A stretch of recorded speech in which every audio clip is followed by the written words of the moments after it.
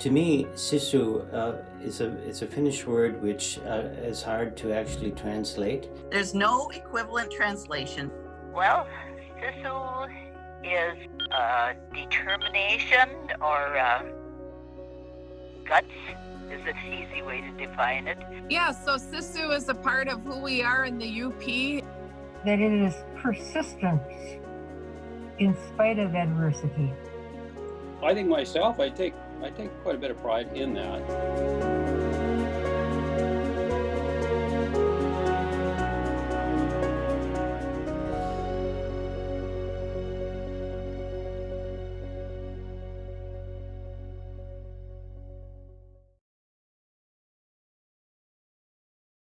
I think what solidified the meaning of Sisu for the Finns was in World War II, the Russians the Soviets declared war on Finland, and they planned to overrun the country in a week, and the Finns resisted. Everyone came together at that point, all the different political parties, all the different factions of society came together, and they just fought with everything they had. Certainly the Finnish immigrants and other immigrants who came to this area to develop the mining and the forestry and farming, they had to have a lot of Sisu. They had to really put their shoulders to the wheel and just keep going despite what was going on. And so this idea of Sisu still remains here in the UP. Of course, then I remember the story of what my mother used to say about her parents, my grandparents, and they both came from Finland, and they were running a boarding house for a while, and that was really hard work. And these guys would work shifts, so there would be one shift sleeping in this bed, and then the shifts would change, and the next shift would come into the bed, and that's the way it was going. And I was wondering, how did they wash the sheets, and how often could they have been changed, compared to what things are like nowadays, 2 minors to a bed. And then you had to cook for them and all this stuff. And I think, oh my gosh, that's really hard work. Well, the Finnish people have had to face a lot of problems, a lot of adversity in their lives. And it seems that they have just developed this the Sisu is the only way you can describe it, I guess, to get through it and just tackle the problem and do it. Some people would like to say that Finnish people are sort of reserved, sort of distant as far as emotions go. I would like to say that we've just been rehearsing for social distancing for the last few centuries. Finnish people, Finnish culture can be somewhat stoic, and it's not hard to understand and follow this social distancing. But on the other hand, we have we have a warmth towards family and getting together with family, and we do miss that for sure.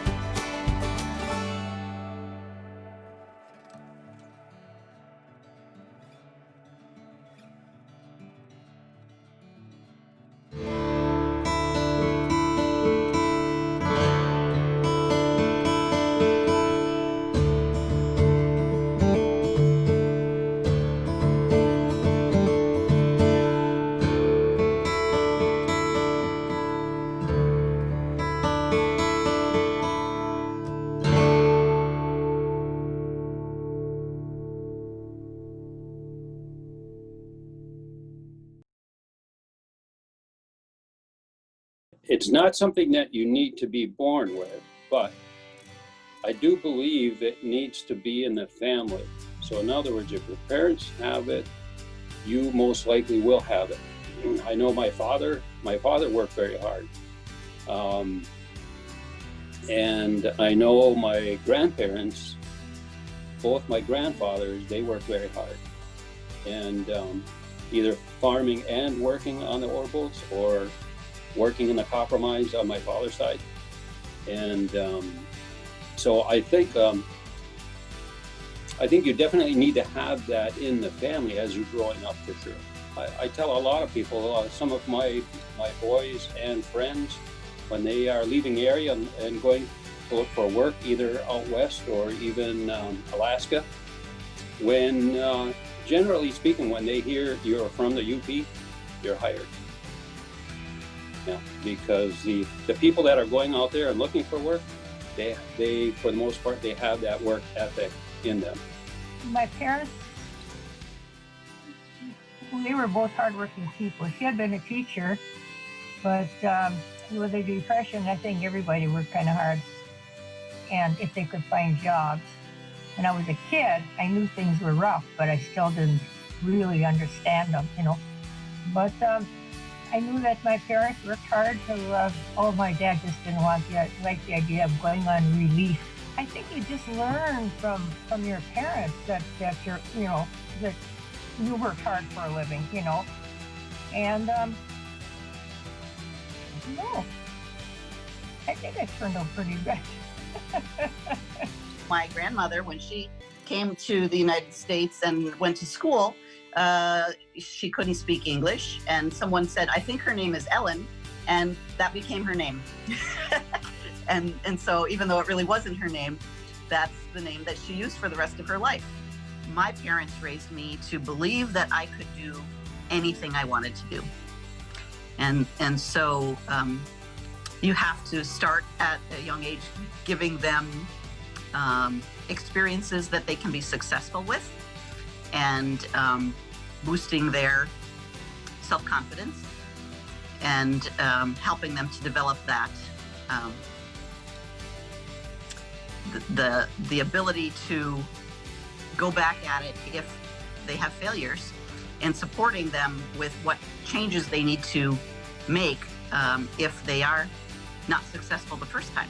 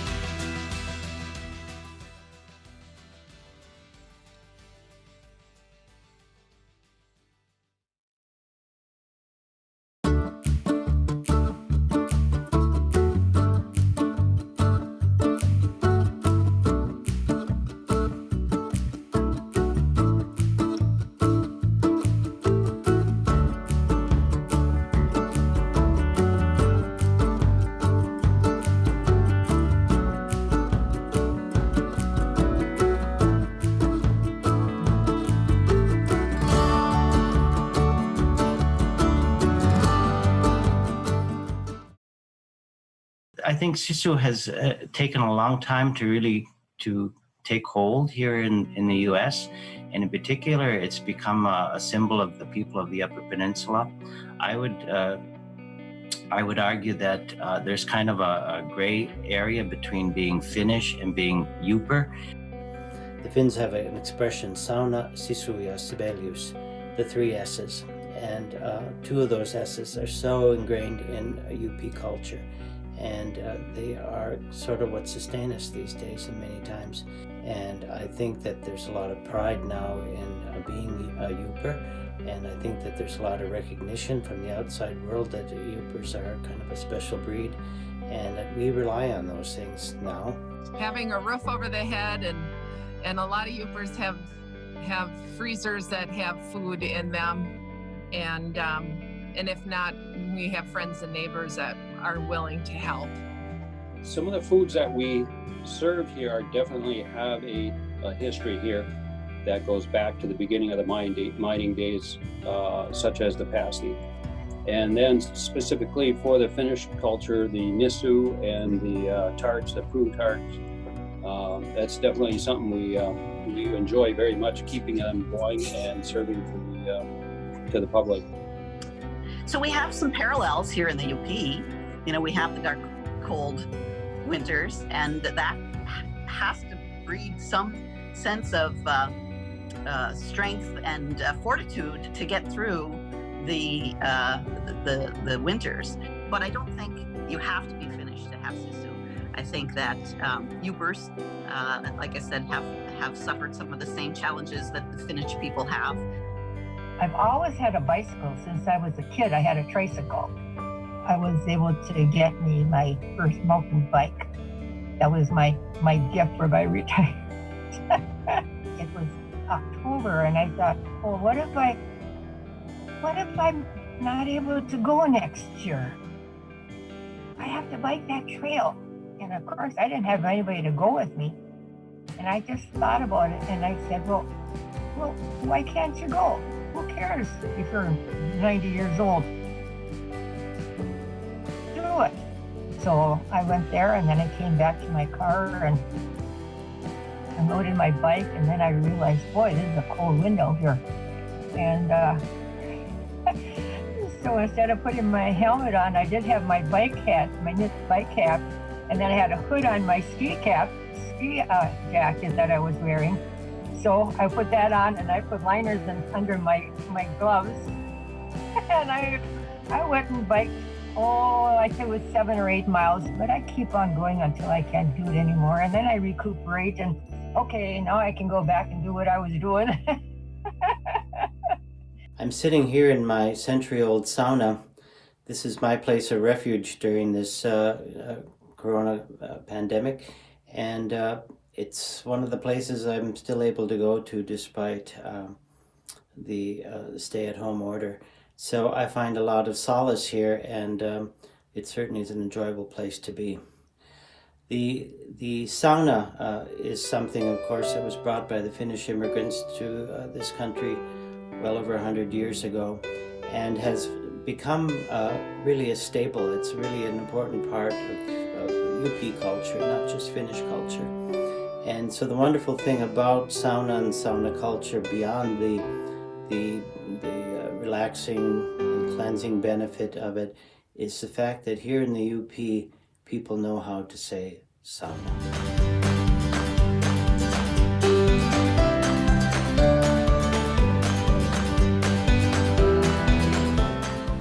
Finns have an expression that if sauna, pine tar, and whiskey don't help you, then you're a goner.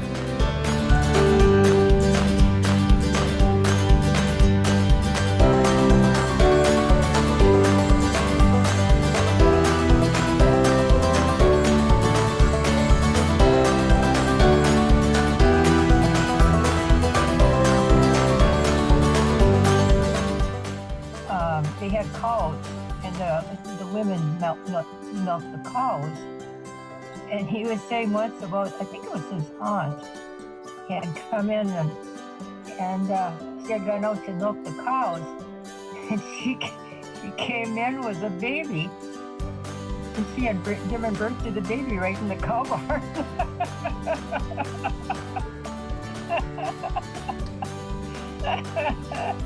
Those were rough days.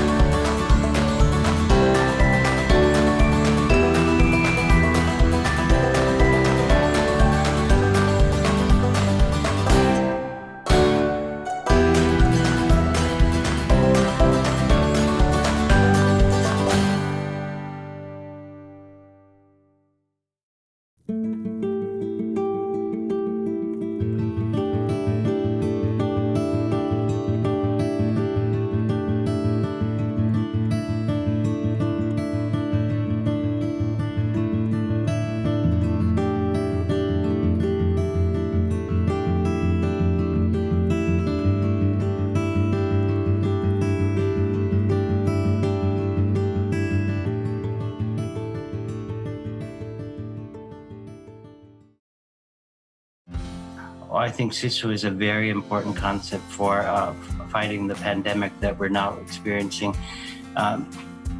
This fighting spirit, this attitude that you can conquer something that seems insurmountable is really something that's key to people who are ill. Oh yeah, and you have to be positive. You have to be positive. And I don't worry about the virus. I just figure whatever will be, will be. We can all say we're courageous and whatnot when times are good, but when we have adverse conditions, that's when we have to show our strength and determination. Do what you think you can do to help the situation.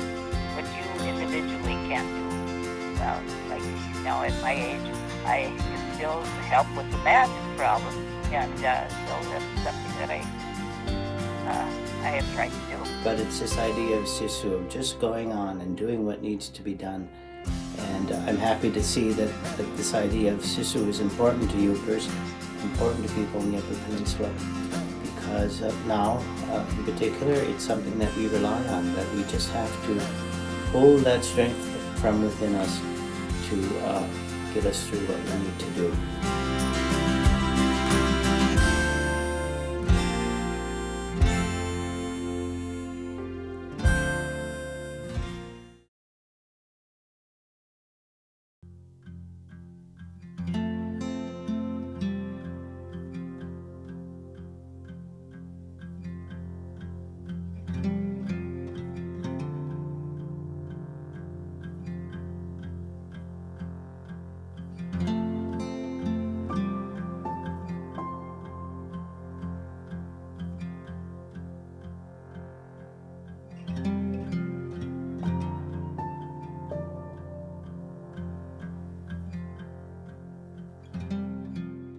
Sisu is a really interesting word in Finnish language, and it's considered a word that can't really be translated, but it exemplifies determination even in the face of odds that are not likely for you to succeed. There's no equivalent translation, but the best that we could say is it's courage in the face of adversity. It's determination. When you're down, you get back up again. When you have a problem, instead of putting it off to somebody else or saying I can't do it, you just tackle it. Yeah, so Sisu is a part of who we are in the UP, and we're used to overcoming the obstacles that are thrown at us. And all we can do is maintain a positive attitude and take a day at a time and be thankful for all the good that we have. You mainly think positive, and you can just tell yourself that you can do this. Whatever. Persist. Just make up your mind you're going to do it and do it. Sisu means that you are going to do everything possible to get it done, whatever is before you. Sisu is that determination that you just have the will to go on, and that you have that will despite all odds. Do I have the ability to do this? Do I have the strength to do this? And then come to the conclusion, yeah, I can. We can. We all can.